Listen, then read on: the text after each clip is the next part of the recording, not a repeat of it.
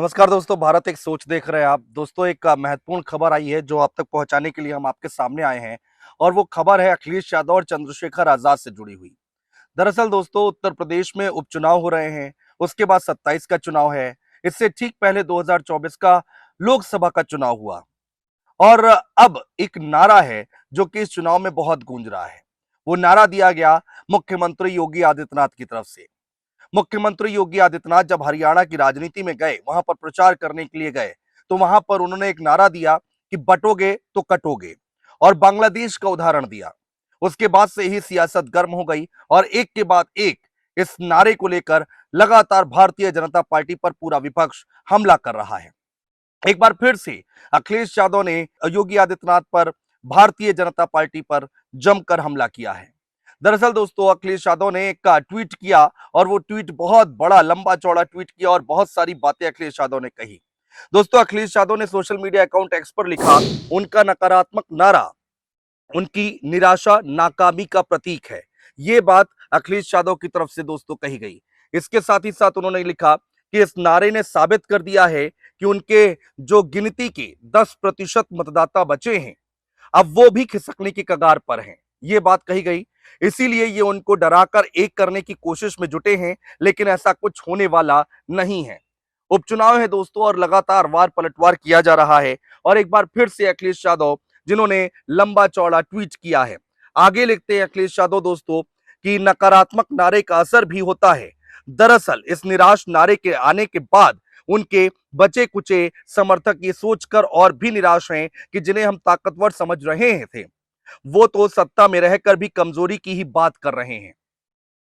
जिस आदर्श राज्य की कल्पना हमारे देश में की जाती है, उसके आधार में अभय होता है, ये लिखा, और भय नहीं, ये लिखा है अखिलेश यादव ने।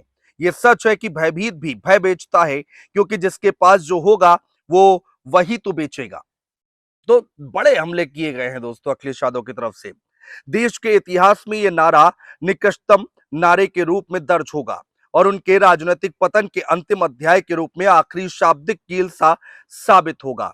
यानी कि उन्होंने कहा है कि यह नारा आखिरी कील साबित होगा। देश और समाज के हित में उन्हें अपनी नकारात्मक नजर और नजरिए के साथ अपने सलाहकार भी बदल लेने चाहिए और ये उनके लिए भी हितकर साबित होगा।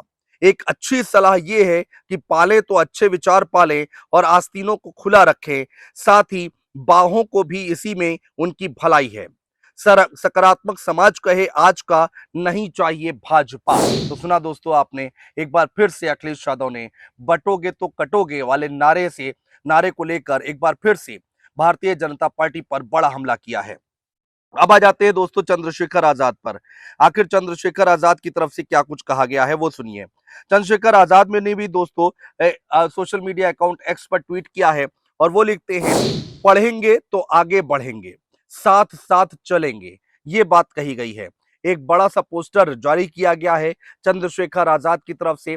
आजाद समाज पार्टी के नेता हैं और नगीना से सांसद हैं।